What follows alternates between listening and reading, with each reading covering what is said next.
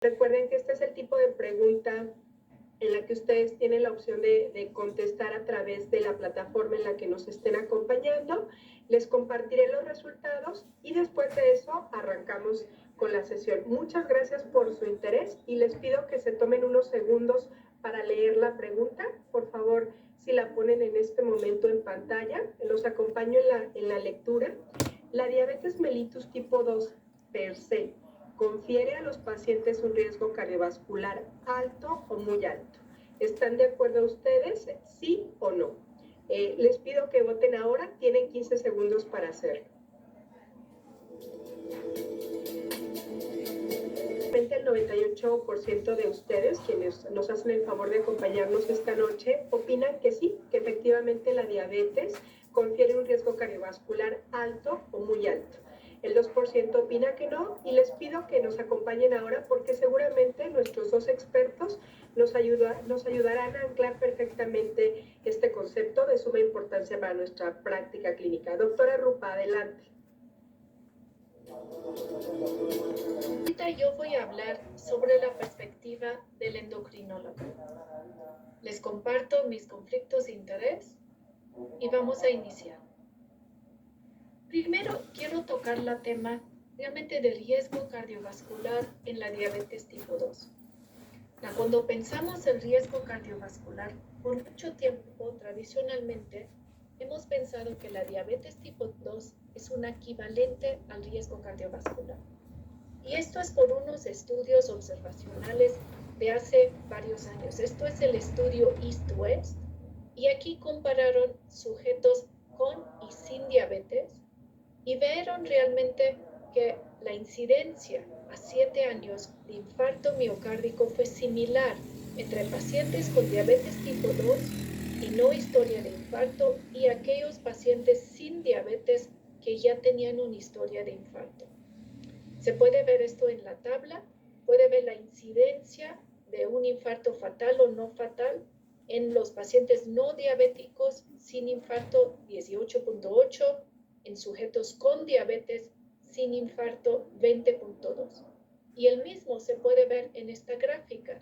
Estos dos grupos realmente están en amarillo y verde y se puede ver que las líneas realmente se transpone uno sobre el otro.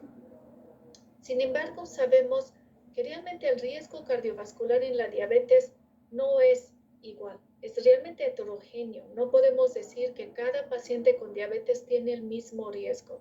Yo creo que esta gráfica lo explica esto muy bien. Aquí vemos que el riesgo inicia desde antes del diagnóstico realmente, pero como van los años de diabetes a los 8 a 10 años de duración, ya podemos tal vez pensar que hay equivalencia a enfermedad coronaria. Y esto es obviamente influido por muchos factores. El número de comorbilidades, los hábitos del paciente, si fuma, etc. Entonces el promedio es como 8 a 10 años, pero puede ser desde antes o hasta después.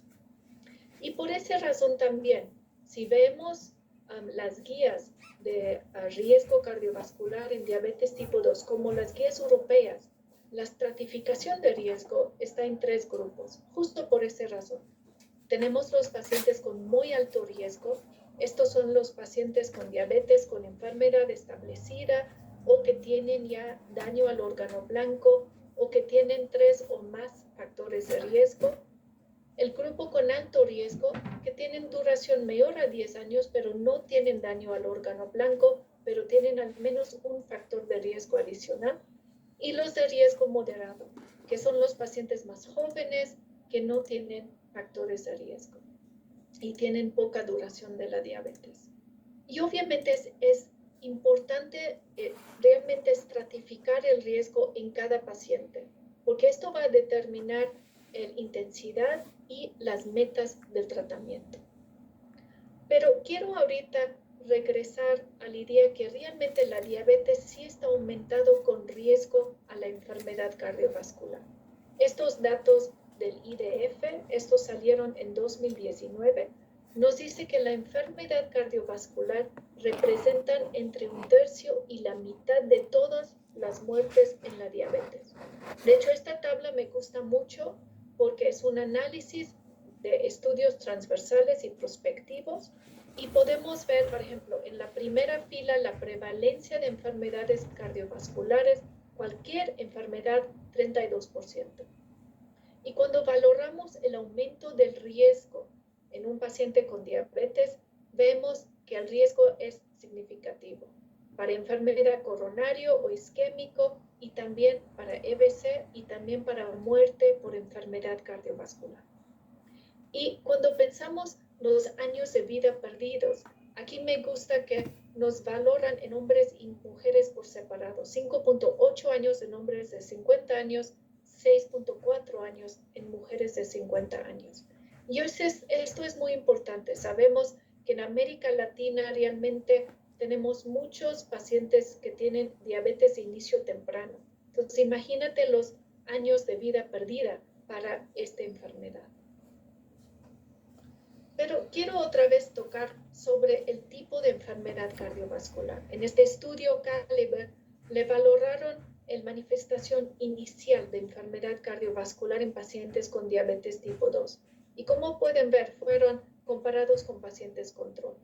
Y vemos que no es la enfermedad coronaria muchas veces que es la manifestación inicial, como hemos tradicionalmente creído, es enfermedad periférica arterial y también la falla cardíaca. 14.1% de los pacientes con diabetes presentan primero con datos de falla cardíaca como manifestación inicial de enfermedad cardiovascular. Y de hecho la falla cardíaca a veces no estamos valorando suficientemente, pero quiero mostrarles estos datos de Estados Unidos en que valoraron la primera enfermedad cardiovascular que es causa por hospitalización en diabetes tipo 2. Y vemos que en esta gráfica vemos por 1000 población con diabetes en hombres y mujeres. Vemos en cuadros negros para falla cardíaca, en cuadros claros síndrome de coronario aguda, EBC, el triangulito, el disarritmia y también EBC hemorrágica. Y como pueden ver, se valora de 1998 hasta 2014. Entonces, a pesar que la tasa de complicaciones cardiovasculares en general ha disminuido durante los años, la hospitalización para falla cardíaca sigue siendo prevalente. De hecho, es la principal razón para hospitalización en diabetes tipo 2, entre las enfermedades cardiovasculares. Y este mismo patrón fue independiente de etnicidad. Pero ahorita solo quiero mostrarles un slide sobre la relación con enfermedad renal crónica. Sabemos que la severidad de la enfermedad renal y el riesgo para progresión se evalúa utilizando albuminuria y la tasa de filtración glomerular. Aquí en este análisis del estudio ACCORD, como uno esperaría, como aumenta la albuminuria y como reduce la tasa de filtración, aumenta obviamente el riesgo para eventos renales. Aquí el hazard ratio es arriba de 20. Pero también me gustó que este análisis también los muestra que ambos parámetros están relacionados con desenlaces cardiovasculares y muerte cardiovascular también. Aquí, por ejemplo, por desenlaces cardiovasculares, el hazard ratio es arriba de 3 y para muerte cardiovascular es casi en 6. Este señala la importancia de la interacción entre corazón y riñón. Cuando uno está fallando, va a influir el otro. Entonces, cuando hay enfermedad cardiovascular, aumentamos también el riesgo para enfermedad renal crónica. Realmente el enfoque en el manejo de diabetes ha cambiado. Los últimos años nos vieron el cambio de tratar solo niveles de glucosa a un manejo más integral. Y obviamente tomando en cuenta esta evidencia que les acabo de mencionar, ¿no? El manejo integral es no solo el control glucémico, también es un manejo que impacta el corazón y también el riñón, un manejo multifactorial. Tenemos que controlar todos los factores de riesgo cardiovasculares, la presión alta, los lípidos, las plaquetas, etc. Pero más que nada escoger los medicamentos que pueden tener beneficio no solo en el control glucémico, pero también posiblemente en el corazón y el riñón. Y esto obviamente me trae al siguiente tema. Entonces, vamos a individualizar el terapia. Esto sale obviamente de evidencia de los CVOTs que han sido publicados recientemente. Entonces, les voy a repasar la evidencia para varios tipos de pacientes. Entonces, si tienes un paciente con enfermedad cardiovascular aterosclerótica o insuficiencia cardíaca o enfermedad renal crónica, ¿qué fármacos debemos escoger? Entonces, como mencioné, han pasado muchos estudios de seguridad cardiovascular en los últimos años.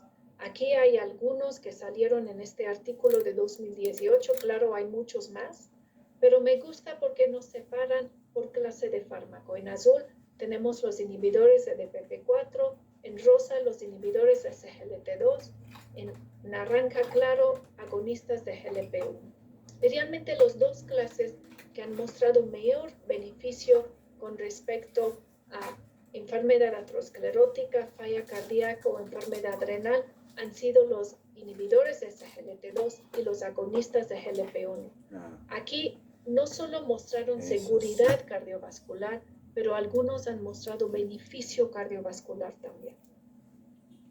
Entonces, realmente cuando salieron los resultados de estos estudios, salió cambios en las guías. Salió este consenso en 2018 en que realmente fue un acuerdo entre la ADA y la Sociedad Europea de Diabetes, y el enfoque era no solo tratar a metas, pero también tratar al beneficio.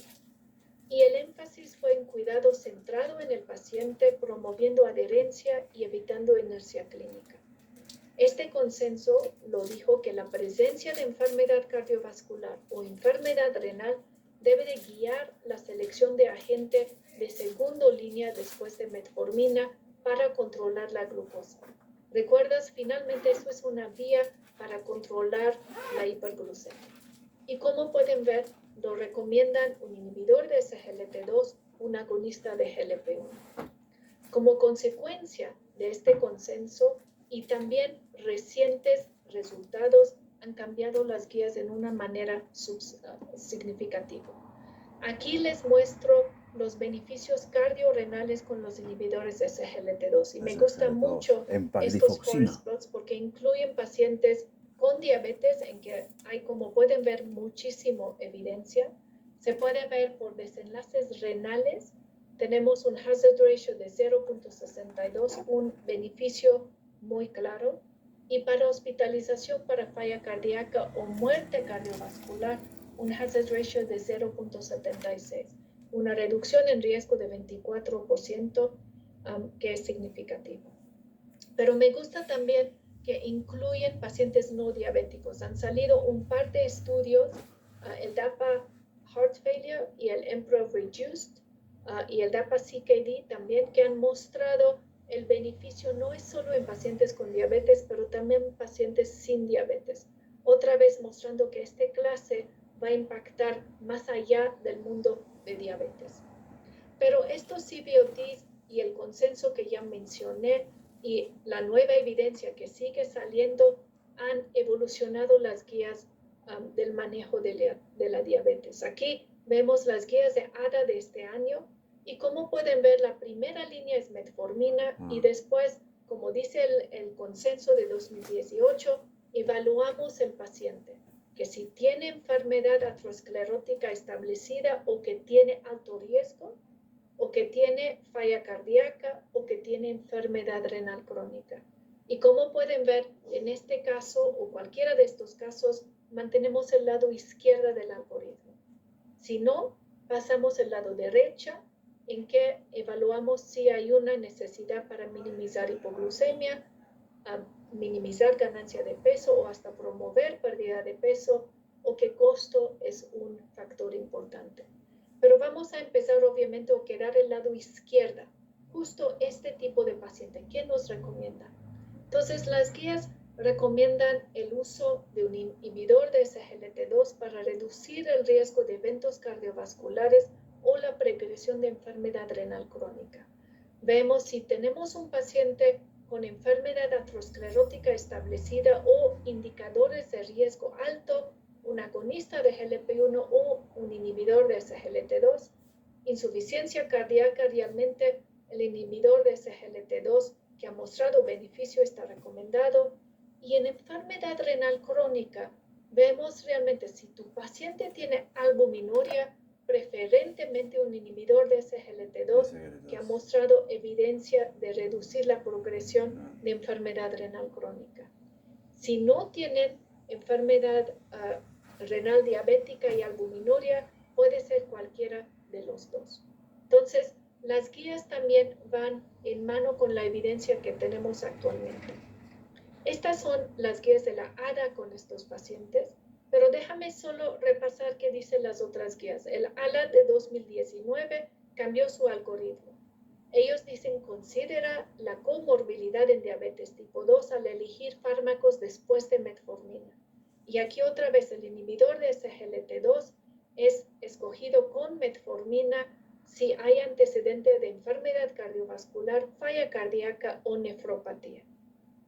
Y ahorita les muestro lo que dice la Guía Europea de Cardiología y de Diabetes. Aquí ellos están de acuerdo que se debe de tratar el riesgo cardiovascular en la diabetes tipo 2 sin importar el tratamiento previo y el nivel de hemoglobina glucosilada. Lo que es interesante, lo dicen que pacientes con diabetes tipo 2 que ya están con metformina y que entran en este riesgo alto o que tienen enfermedad establecida, deben de agregar un inhibidor de SGLT2 o un agonista de GLP-1. Pero también lo recomiendan en pacientes sin tratamiento, los que están naive, vamos a poner, que iniciar directamente con monoterapia con uno u otro de estos fármacos. Y otra vez nos ponen el nivel y el clase de evidencia y como pueden ver, entran empagliflozina, canagliflozina o dapagliflozina entre los SGLT2 que están recomendados, pero puede ver que realmente es el empagliflozina que está recomendado para reducir el riesgo de muerte, donde hay evidencia. Entonces, estas son las guías europeas y vamos ahorita a ver brevemente las guías canadienses. Acaban de salir el año pasado y ellos también piden que valoramos por este tipo de riesgo. Entonces, un paciente con enfermedad aterosclerótica, enfermedad renal o falla cardíaca o que tiene edad mayor a 60 con al menos 2 factores de riesgo. Y ellos otra vez lo dividen entre el nivel de evidencia por MACE, por falla cardíaca o progresión de nefropatía. Y puede ver otra vez, por enfermedad cardiovascular es un GLP-1 o un inhibidor de SGLT2. Por falla cardíaca, realmente es el inhibidor de SGLT2 que tiene el grado A o el nivel más alto de evidencia. También me gusta que en los pacientes que no tienen estas características también nos categorizan según cuáles han mostrado beneficio cardiorrenal. Otra vez, tal vez sugiriendo que debemos empezar estas clases de fármacos más temprano, no solo cuando ya tienen estas complicaciones. Y finalmente, los quería como mostrar cómo han cambiado también otras guías como resultado de estos resultados. Aquí son el algoritmo de tratamiento de nefropatía de KDIGO de 2020 y aquí es para seleccionar los fármacos antihiperglucémicos para pacientes con diabetes tipo 2 y enfermedad renal crónica. Y aquí lo ponen terapia de primera línea, metformina más el inhibidor de SGLT2.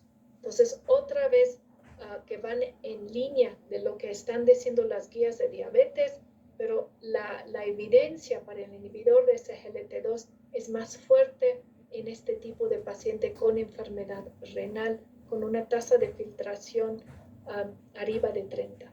Finalmente, yo creo nos resume lo que estoy mostrando. Esto es el consenso de expertos de American College of Cardiology. Y yo creo eso es lo que sabemos, ¿no? Si hay eventos cardiovasculares adversos mayores, realmente la evidencia está para ambos clases de fármacos por insuficiencia cardíaca más el inhibidor de SGLT2. Y para progresión de enfermedad renal también más evidencia por el inhibidor de SGLT2. Entonces, ya le platiqué lo que nos dice las guías de enfermedades de alto riesgo en pacientes con diabetes, pero recuerdan que muchos de nuestros pacientes tal vez no entran en estas categorías y las guías nos dan pauta o nos dan recomendaciones. Cuando tenemos pacientes con necesidad para minimizar hipoglucemia, realmente recuerdas que la hipoglucemia es a veces desconocida en nuestros pacientes. No se reconocen que están sufriendo. Pueden ver en este diagrama que pasa en casi 50% de nuestros pacientes con diabetes tipo 2, más frecuente en pacientes con diabetes tipo 1, y recuerden que 74% pueden ocurrir en la noche. Entonces es algo que queremos evitar y debemos de seleccionar los fármacos que muestran el más bajo riesgo. Y aquí otra vez les muestro brevemente las guías de ADA y ASD, y ellos recomiendan, si pueden ver en la primera línea, un inhibidor de DPP4 o un agonista de GLP-1 o un inhibidor de SGLT2 o una glitazona. Estos son los 4 clases que han mostrado más bajo riesgo de hipoglucemia. Claro, obviamente sulfonilureas o insulina quedan al fondo de este algoritmo. Si tenemos pacientes con necesidad para minimizar ganancia de peso, aquí también entramos. Vemos que para minimizar la ganancia de peso o promover esta pérdida de peso, cualquier agonista de GLP-1 o inhibidor de SGLT2 puede ser utilizado. Y finalmente, recuerden, estamos en América Latina, pacientes con necesidad para minimizar costos. Y aquí vemos que si costo es el factor principal, aquí los sulfonilureas y los glitazonas están indicados justo cuando un paciente no puede pagar estas nuevas terapias. Entonces, con esto lo voy a terminar. Solo quiero resumir los mensajes claves de mi plática. La diabetes tipo 2 sí está asociado con un aumento en el riesgo cardiovascular. Es un riesgo heterogéneo, por eso debemos estratificar el riesgo. Pero recuerdas también que no es solo enfermedad coronaria, también la falla cardíaca es muy prevalente en nuestra población y debemos de buscarlo. Recuerda que existe una interacción entre desenlaces cardiorrenales en la diabetes, entonces estamos obligados a pensar en maneras de reducir estos riesgos en nuestros pacientes. Los CVOTs han visto que han sido muchos en los últimos años, han mostrado que los inhibidores de SGLT2 y las agonistas de GLP-1 están asociados con beneficios en MACE, hospitalización para insuficiencia cardíaca y enfermedad renal. Y también están recomendados, como pueden ver, en situaciones cuando necesitan reducir el riesgo de hipoglucemia y ganancia de peso. En las guías actuales es la presencia de enfermedad cardiovascular o enfermedad renal que guía la selección de agente de segunda línea en la mayoría de las guías. Ahora no es tanto tratar a metas, no es solo el control glucémico, es tratar al beneficio. Tenemos un enfoque ahorita metabólico cardiorrenal en nuestros pacientes. Y recuerdas cómo los mostré. El manejo integral en el paciente diabético, controlando todos los factores de riesgo cardiovascular, es esencial. Y recuerdas, ya podemos individualizar más el farmacoterapia considerando las características de cada paciente.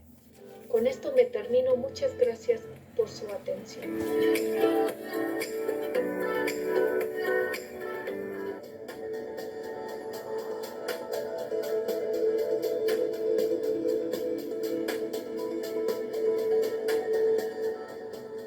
Doctora Margarita, gracias a todos por estar reunidos hoy. Es para mí un placer y un honor compartir con ustedes este tema relacionado con diabetes y corazón, a ver la condición o su estado del alma.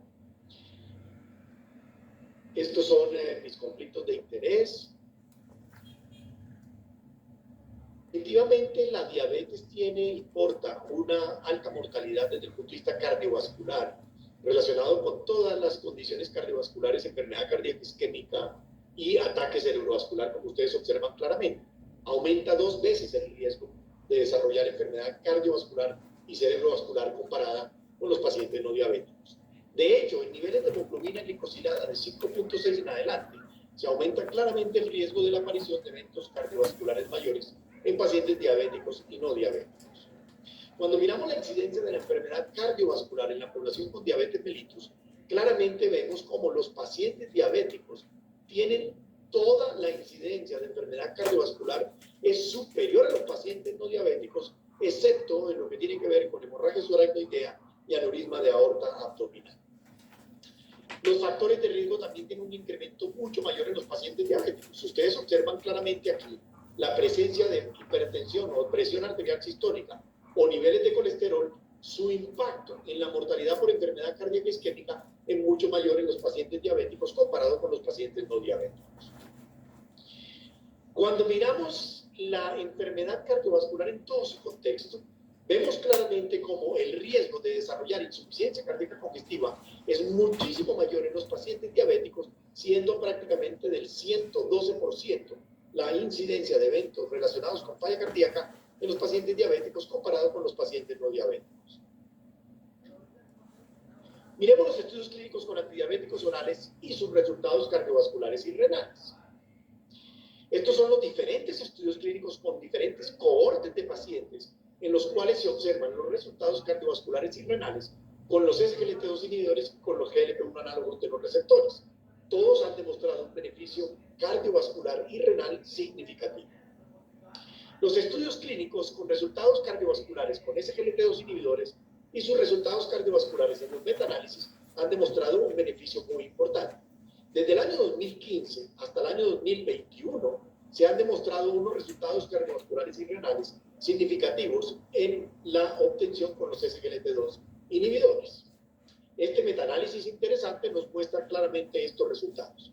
Primero, fueron estudios pivotales en los cuales teníamos pacientes con evidencia de enfermedad cardiovascular aterosclerótica establecida o pacientes con alto riesgo cardiovascular, en los cuales con un control de hemoglobina glicosilada alrededor de 8%, se empezaron a mostrar qué resultados cardiovasculares y renales podíamos obtener en estos estudios pivotales. ¿Qué se encontró? El mayor porcentaje de pacientes tenían, solo 1 de cada 4 tenían alteración de la función renal, y en el TRIDENS la mitad de los pacientes tenían una alteración importante de la función renal. ¿Qué se encontró en este metaanálisis? En el MACE, que es muerte cardiovascular, infarto de miocardio no fatal o ataque cerebrovascular no fatal, el metaanálisis de los SGLT2 demostró una reducción del 10% del punto combinado compuesto de este evento cardiovascular. Cuando se miró este componente en relación con la presencia o la existencia o la presencia de enfermedad cardiovascular aterosclerótica establecida o no, hubo una reducción del 11% en aquellos pacientes que tenían evidencia de enfermedad cardiovascular aterosclerótica establecida y no hubo diferencias estadísticamente significativas en aquellos que tenían alto riesgo cardiovascular. En mortalidad total hubo una reducción del 15%, eso nos demuestra una seguridad del medicamento. Y en la presencia de enfermedad cardiovascular aterosclerótica establecida o no, la mortalidad cardiovascular se notó fundamentalmente en aquellos con preexistencia de enfermedad cardiovascular aterosclerótica establecida. Pero donde hubo consistencia importante fue en la reducción de las hospitalizaciones por insuficiencia cardíaca, que se logró una reducción en forma consistente en todos los estudios clínicos del 32%. Cuando miramos por la presencia de enfermedad cardiovascular aterosclerótica establecida o alto riesgo cardiovascular, hay consistencia en la reducción estadísticamente significativa de las hospitalizaciones por insuficiencia cardíaca congestiva con o sin presencia de enfermedad cardiovascular aterosclerótica establecida. El componente renal también fue muy interesante. Cuando se miró el componente renal, en los pacientes en los estudios de SGLT2 inhibidores hubo una reducción del 38% del punto compuesto de deterioro en la función renal, fundamentalmente dirigido en lo que tiene que ver con la presencia de macroalbuminuria o deterioro de la función renal. En los pacientes con o sin evidencia de enfermedad cardiovascular aterosclerótica establecida, hubo una reducción estadísticamente significativa del punto compuesto renal, tanto en pacientes con enfermedad cardiovascular aterosclerótica establecida o en pacientes con alto riesgo cardiovascular. Existe una plausibilidad fisiopatológica sin duda, y esa plausibilidad fisiopatológica está determinada por 4 pilares fundamentales. Los factores de riesgo clásicos, que se reducen dramáticamente, como reducción de la presión arterial, la albuminuria y el peso corporal. Los efectos hemodinámicos, que tienen que ver con mejoría de la función endotelial y la rigidez vascular. los efectos endocrinos que tienen que ver con un mejor control de la glicemia y una mejor función de la célula beta, y los efectos miocárdicos que tienen que ver fundamentalmente con el componente energético miocárdico. Este modelo experimental, en forma interesante, nos muestra cómo corazones de ratas generadas con insuficiencia cardíaca, ratas diabéticas, la utilización de empaglifosina comparada con la utilización de empaglifosina nos aumenta un 30% el aporte de ATP miocárdico y logró una reducción importante desde el punto de vista experimental de la insuficiencia cardíaca en estos modelos de ratas diabéticas. También existe una protección renal interesante. Se logra primero una restauración de la tasa de filtración glomerular, una inhibición de los túbulos proximales, donde tiene que ver la reabsorción de glucosa, lográndose de una forma muy significativa una disminución de la hiperfiltración del riñón diabético, mejorando su componente en lo que tiene que ver con la tasa de filtración glomerular y en lo que tiene que ver con la pérdida de proteína. ¿Cuál es el papel de los GLP-1 análogos de los receptores en la prevención cardiovascular? Está dado fundamentalmente desde el punto de vista de plausibilidad en una reducción importante del peso, una reducción importante y significativa de la presión arterial, un mejor control de la glucosa y un manejo y un control también importante del perfil lipídico de los pacientes diabéticos con la utilización de los GLP-1 análogos de los receptores. Estos son los estudios pivotales en los cuales en el metaanálisis se demuestra en forma significativa una reducción total del punto compuesto de muerte cardiovascular, infarto de miocardio no fatal o ataque cerebrovascular no fatal, con una P estadísticamente significativa, una reducción que también es estadísticamente significativa del punto combinado de riesgo de infarto de miocardio fatal y no fatal, y en el metaanálisis también se logra una reducción también significativa del riesgo de ataque cerebrovascular fatal y no fatal en los pacientes recibiendo los GLP-1 análogos de los receptores. ¿Cómo debemos hacer la clasificación y el aporte de estos fármacos en los pacientes diabéticos? Primero, tenemos que determinar la clasificación del riesgo de estos pacientes. Si nosotros miramos la clasificación aceptada para los pacientes diabéticos, encontramos tres grupos: pacientes muy alto riesgo, pacientes con alto riesgo y pacientes con riesgo moderado. Es importante tener presente que no existe paciente diabético de riesgo bajo. El paciente de muy alto riesgo es el paciente diabético con evidencia de enfermedad cardiovascular aterosclerótica establecida o daño de órgano blanco que determine proteinuria o una tasa de filtración por debajo de 30 mililitros por minuto o la presencia de 3 o más factores de riesgo mayores o que tenga una duración de la diabetes de más de 20 años de evolución. El paciente con 3 factores de riesgo solamente y diabetes ya se considera un paciente de muy alto riesgo. Y esa es la característica que más se olvida para la determinación de muy alto riesgo en pacientes diabéticos. El paciente de alto riesgo es el paciente diabético que tenga más de 10 años de su diabetes y tenga al menos un factor de riesgo asociado, que puede ser diabetes de más de 10 años con hipertensión arterial, diabetes de más de 10 años con dislipidemia o diabetes de más de 10 años con la presencia de tabaquismo. O un paciente diabético con más de 10 años de evolución que tenga hipertensión arterial o dislipidemia o obesidad o tabaquismo, automáticamente es un paciente diabético de alto riesgo cardiovascular. Y queda el paciente diabético de riesgo moderado, que es un paciente diabético tipo 1 de menos de 35 años de edad o diabético tipo 2 de menos de 50 años de edad que tenga una evolución de la diabetes de menos de 10 años. ¿Por qué es importante? Porque si tiene más de 10 años, automáticamente se convierte en un paciente de alto riesgo. Y adicionalmente a ello, que no tenga ningún factor de riesgo asociado y que adicionalmente a ello no tenga daño de órgano blanco.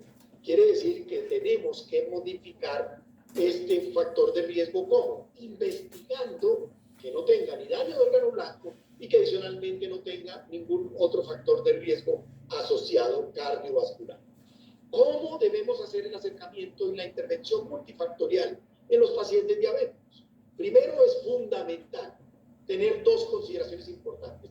El control debe ser un acercamiento multifactorial. Suspensión del cigarrillo, debe haber involucrado una dieta saludable que se debe hacer un énfasis importantísimo. La actividad física regular, que debe ser de 3.5 a 7 horas de ejercicio físico moderado por semana. o ejercicio intenso implicará menos tiempo, una reducción del índice de masa corporal a 20 a 25 de índice de masa corporal en los pacientes para Latinoamérica son hombres perímetro abdominal menos de 94 centímetros y mujeres menos de 80 centímetros de perímetro abdominal. Control de presión arterial al menos por debajo de 140-90, idealmente por debajo de 130-80. Control del colesterol LDL de acuerdo al riesgo. Control del colesterol no HDL si hace control LDL. Control de triglicéridos y control de hemoglobina glicosilada. ¿Qué importancia tiene esto? Tiene una importancia fundamental en el caso de que se dice claramente que si se logra una reducción de la hemoglobina glicosilada, de la presión arterial y de los lípidos, en conjunto de estos tres pilares fundamentales, se logra una disminución de eventos cardiovasculares mayores en un 75%. Por lo tanto, esta intervención multifactorial es fundamental y desafortunadamente no se logra, está subutilizada y es fundamental que lo logremos en control de intervención multifactorial. ¿Cómo podríamos hacer el tratamiento antidiabético en concordancia con el riesgo cardiovascular? En concordancia con el riesgo cardiovascular de nuestros pacientes, debíamos hacer lo siguiente. Primero, confirmar el diagnóstico de nuestros pacientes. Es fundamental que estemos confirmado el diagnóstico de diabetes. Segundo, determinar el riesgo cardiovascular. Si es muy alto riesgo o riesgo moderado. Si el paciente tiene riesgo moderado, debo hacer investigación de modificadores del riesgo. ¿Cuáles son los modificadores del riesgo? Primero, determinar síntomas de la presencia de enfermedad cardiovascular aterosclerótica establecida. Clase funcional, dolor torácico atípico o atípico, presencia de alteraciones como por ejemplo disfunción eréctil, que es un signo de disfunción endotelial y por lo tanto tenemos evidencia de enfermedad aterosclerótica probablemente asociada a ello. Y la presencia de un electrocardiograma normal dice que da un valor predictivo negativo del 99% de que no tiene enfermedad cardiovascular, de que no tiene cardiopatía dilatada, la presencia o no de microalbuminuria, la presencia o no de hipertrofia ventricular izquierda en el electrocardiograma, un score de calcio si cualquiera de estos parámetros no han determinado un paciente de alto riesgo, la presencia de placas de ateroma ya sea carotidia o femoral, o el índice tobillo-brazo por debajo de 0,9 que indica la presencia de enfermedad cardiovascular aterosclerótica establecida. Si el paciente es diabético con muy alto riesgo o alto riesgo cardiovascular, con o sin enfermedad renal crónica, es importante considerar porque el tratamiento podría ser perfectamente la utilización de metformina más un SGLT2 inhibidor o un GLP-1 análogo de los receptores. ¿Cuándo haría la combinación de estos tres moléculas? Si el paciente tiene muy alto peso, obeso, o tiene hemoglobina glicosilada por encima de 10, como recomiendan las guías, se recomienda terapia inyectable. Y si voy a recomendar terapia inyectable, voy a lograr un control de hemoglobina glicosilada mucho más temprano con la combinación de estas tres moléculas. Metformina, un SGLT2 inhibidor o un GLP-1 análogo de los receptores, siempre, siempre, siempre acompañado de insistir en cambios saludables del estilo de vida y la intervención de los otros factores de riesgo que haya identificado en mi paciente para lograr una intervención que tenga realmente un impacto cardiovascular mayor.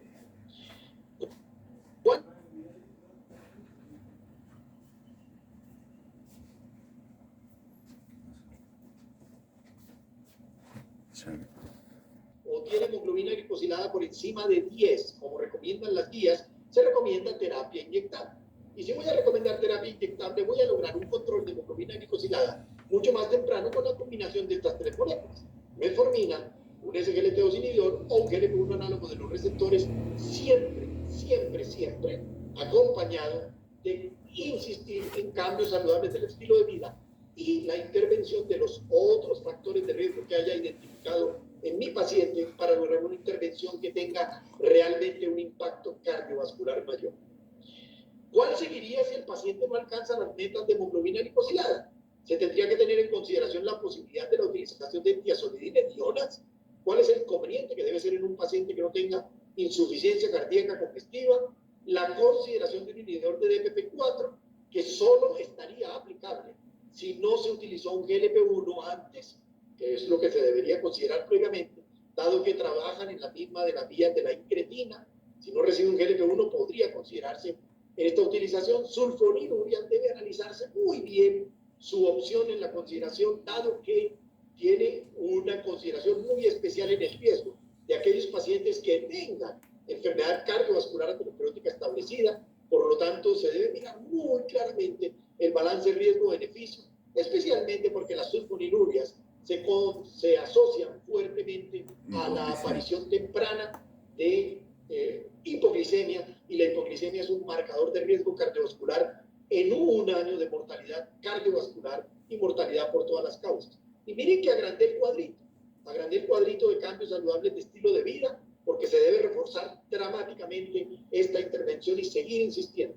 Pero puede hacerse la consideración de que si no tenemos la hemoglobina glicosilada en rango terapéutico, podríamos saltar este paso de las tiazolidinedionas de PP4 o sulfonilurias y hacer la consideración de adicionar insulina basal, insistiendo todavía mucho más en el control de los cambios saludables del estilo de vida y la intervención de los factores de riesgo. Ustedes ya saben que esa intervención multifactorial tiene un impacto muy significativo en la reducción de la morbimortalidad cardiovascular en pacientes diabéticos que requieran este tipo de intervención. Y si no hay control de la hemoglobina glicosilada, considerar insulina basal o insulina prandial adicionando para el control de esta hemoglobina glicosilada.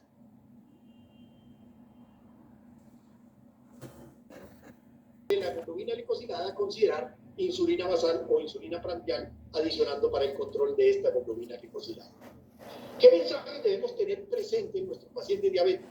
Primero, la diabetes tipo 2 está asociada a un aumento del riesgo cardiovascular 2 a 3 veces.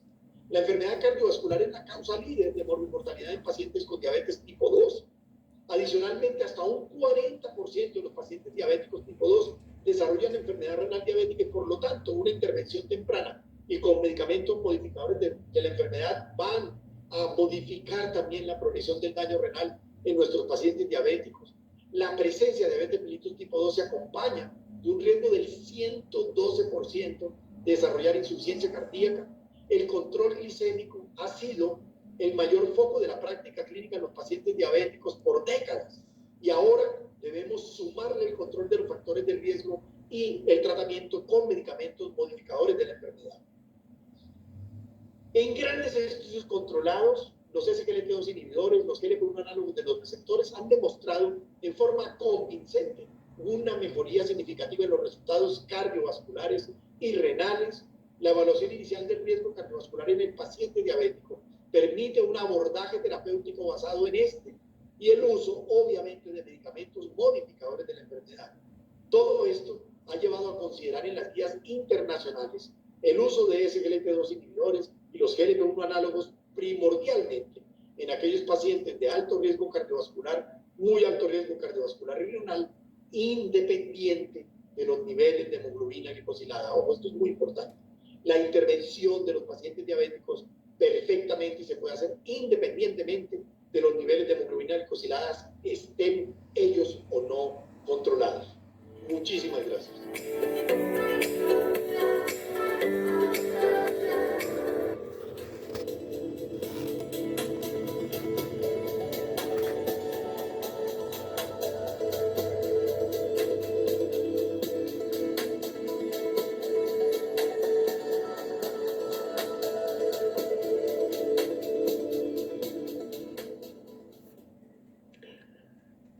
Doctores, pues ya tenemos aquí a la doctora Rupa y al doctor Efraín para la sesión de preguntas y respuestas. Déjenme compartirles a todos que tenemos una audiencia muy nutrida. De verdad es un privilegio contar con ustedes. Y algo que me da mucho gusto es ver cómo hemos cambiado los médicos. Rupa, te comparto, nosotras nos formamos juntas como endocrinólogas. El doctor Efraín tiene muchísima experiencia no solo en cardiología, sino en enfermedades metabólicas, y da mucho gusto ver esta transición en el mindset de la gente. La mayoría de las preguntas que me llegan ahora a propósito de sus presentaciones tienen que ver mucho más con control de riesgo cardiovascular, con entender la fisiopatología de la insuficiencia cardíaca, con protección renal. Entonces, en verdad creo que nos estamos moviendo hacia el rumbo correcto para nuestros pacientes del enfoque multifactorial. Les adelanto que va a ser una sesión muy nutrida porque tenemos varias preguntas, lo cual agradezco profundamente. Felicitaciones para ambos. Nuestro ponente extranjero ya tiene una invitación a la Perla de Occidente. La Perla de Occidente es en el estado de Jalisco, doctor. Ya lo esperan allá, es el lugar del tequila. Entonces, vas a ser muy bienvenido a México, doctor. Y bueno, entrando de lleno a las preguntas, una que me parece muy interesante puntualizar, en la pregunta que lanzamos al inicio, el 98% de nuestra audiencia considera que efectivamente la diabetes per se confiere a los pacientes un riesgo cardiovascular por lo menos alto o muy alto. Pero nos preguntan, doctor Efraín, ¿cuál consideras que es la calculadora más útil y más sencilla para los pacientes, para calcular el riesgo en pacientes con diabetes? Una pregunta excelente. Pues incluso no se necesita ningún tipo de calculadora. Solamente yo recomiendo reconocer el grupo de pacientes de riesgo moderado. Si nos aprendemos ese grupo, todo lo que salga de ese grupo automáticamente es alto o muy alto riesgo. Lo cual ya la estrategia terapéutica es muy similar, por lo menos en lo que tiene que ver el paciente diabético, y cambiarían algunas de las metas. Por ejemplo, las metas de colesterol LDL simplemente cambiarían en ese grupo de pacientes. ¿Cómo identifico un paciente de riesgo moderado? Es un paciente, porque bajo riesgo no hay en diabetes, ya se ha mencionado. El paciente de riesgo moderado es un paciente diabético tipo 1 que tenga menos de 35 años de edad, menos de 10 años de evolución de la diabetes y no tenga ni un solo factor de riesgo ni daño de órgano blanco. O un diabético tipo 2 de menos de 55 años, que tampoco tenga ni un solo factor de riesgo, que no tenga ningún compromiso de órgano blanco y que tampoco tenga más de 10 años de evolución de la diabetes. Eso significa que si yo identifico ese paciente de riesgo moderado, todo lo que incluya un solo factor de riesgo en un paciente diabético, automáticamente me lo clasifica en alto riesgo, y si tiene 3 o más factores de riesgo, automáticamente me lo clasifica en muy alto riesgo. Gracias. Rupa, trataré de englobar varias preguntas en una sola, que abarca función renal. Una, ¿a partir de qué tasa de filtración recomiendas el uso de inhibidores de SGLT2? Dos, si un paciente tiene proteinuria, ¿es conveniente dársela o se la das desde antes? ¿Cuál es el mejor momento para dar un ISGLT2 con base a la función renal y no con base al control glucémico? Entonces, depende de cada país. En general, la tasa de filtración glomerular parece que está bajando y con más evidencia. Por ejemplo, los últimos estudios nos muestran beneficios de esa tasa de filtración arriba de 20, pero depende de las reglas locales en cada país. Entonces puede ser desde 45 en algunos o 30. Yo la verdad lo uso seguro en un paciente con diabetes arriba de 30, pero ya hay evidencia en pacientes con y sin diabetes que podemos usar hasta 20. Yo creo que cuando sale Emperor Kidney también la tasa puede bajar hasta un poquito más. Pero realmente depende de qué dicen tus indicaciones locales. Pero la evidencia hasta ahorita parece que podemos usarlo hasta tasas más abajo que está realmente aprobado.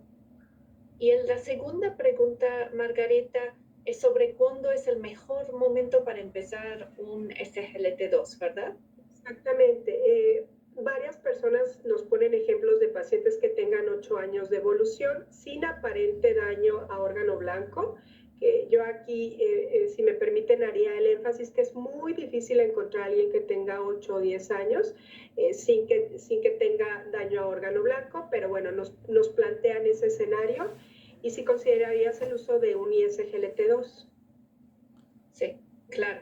Sabemos que hay evidencia que ayuda a reducir o parar la progresión de microalbuminuria, y también la indicación en proteinuria es que debemos de poner un inhibidor de SGLT2 como uno de los primeros líneas de tratamiento. Entonces, yo creo ahorita, a pesar que los CVOTs no han dado evidencia en gente de alto, muy alto riesgo, pero como dice el doctor Efraín, la mayoría de nuestros pacientes entran en estos grupos.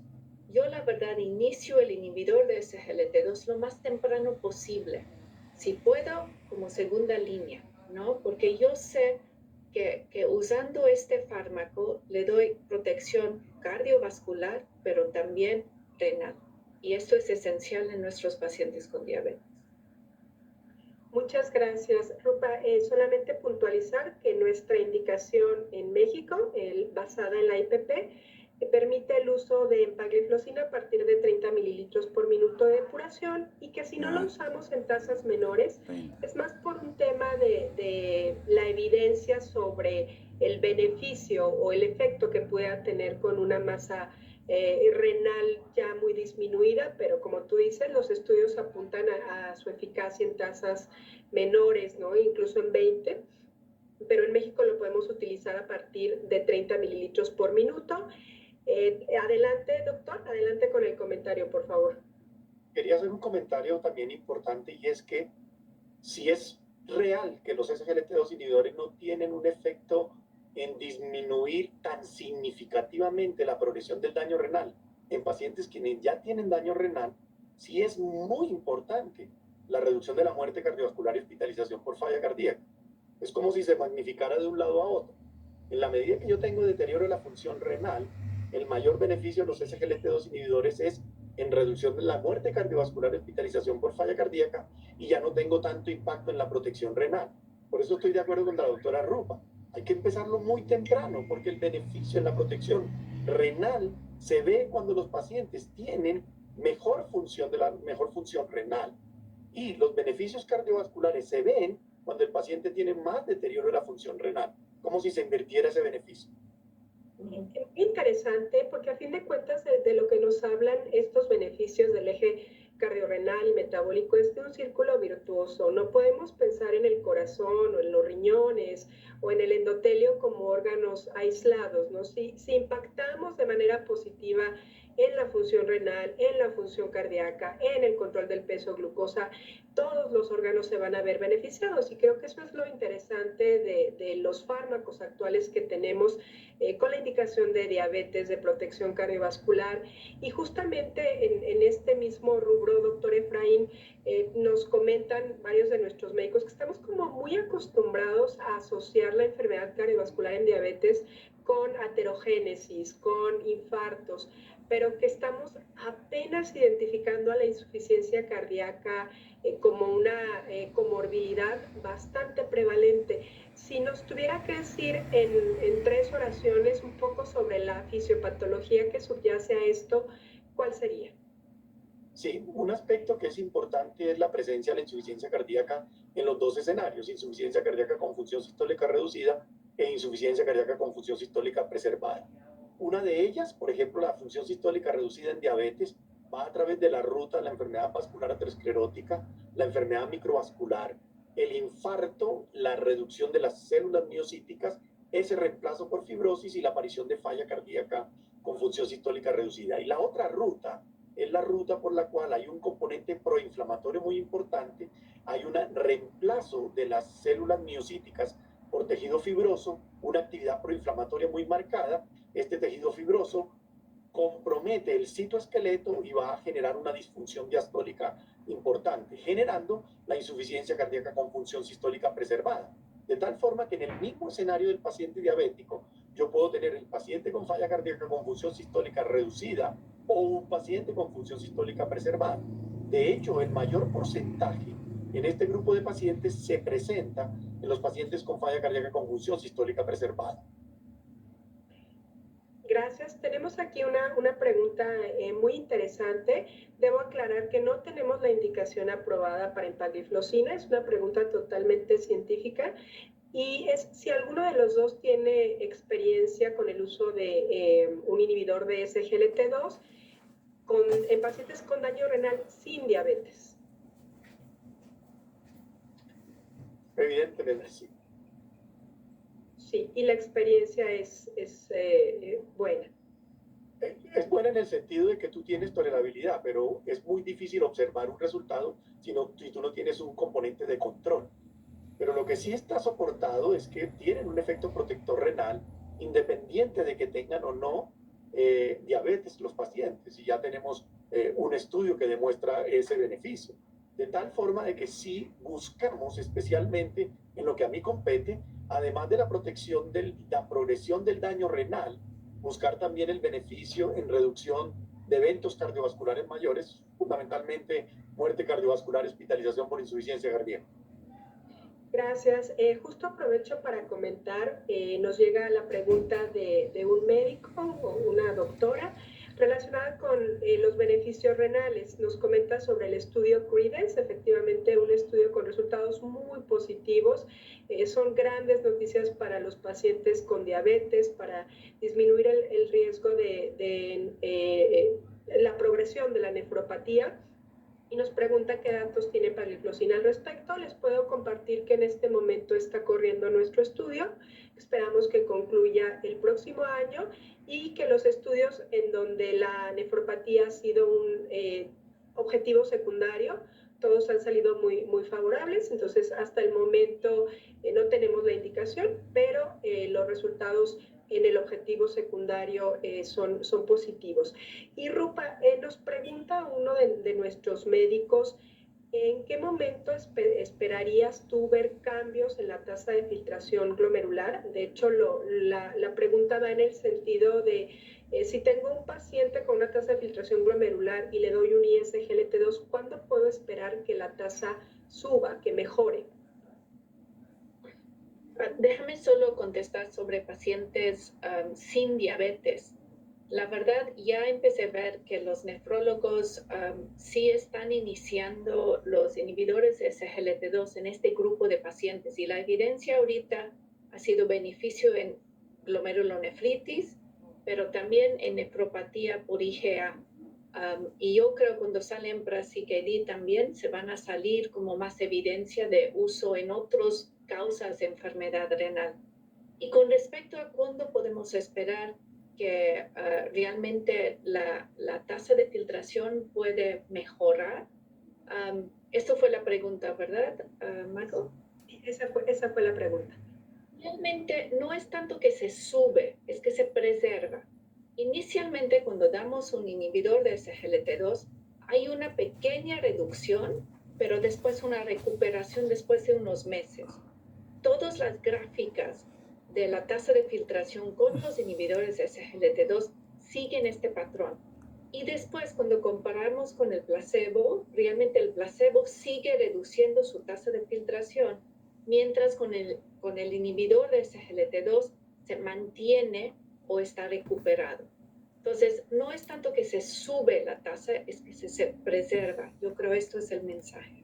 Muchas gracias, Rupa, por la claridad en el mensaje. Yo solamente quiero ser muy enfática en que no tenemos ninguna indicación aprobada para pacientes sin diabetes y que, bueno, eso será a partir de la decisión de cada médico en lo individual y bueno, pues esperemos la evidencia. Creo que es muy alentador saber que hasta ahorita todo indica que los pacientes van a tener una vida completamente diferente, pero bueno, esperemos la evidencia. Y yo solamente quisiera pedirles, porque ya estamos sobre el tiempo, 2 mensajes finales por parte de cada uno de ustedes para nuestra audiencia. Rupa, ¿con qué cerramos por parte de la endocrinóloga relacionado con diabetes y corazón? Realmente yo creo que la evidencia ya es contundente. Esta clase de fármaco y en particular empagliflozin ha mostrado beneficio obviamente en los desenlaces cardiovasculares, en hospitalización por falla cardíaca y también mortalidad cardiovascular. Entonces el mensaje para mí es, yo creo que esta clase de fármaco, al menos empagliflozin ha mostrado esta evidencia. Entonces debemos iniciar este fármaco lo más pronto posible en la historia natural de la diabetes en nuestros pacientes. Yo creo que debemos tenerlo como segunda línea con la metformina y como dice el doctor Efraín, esto es nuestra responsabilidad como médicos, ayudar a nuestros pacientes, preservar su función renal y obviamente evitar complicaciones cardiovasculares. Muchas gracias, Rupa. Gracias y felicidades por tu claridad. Doctor Efraín, adelante.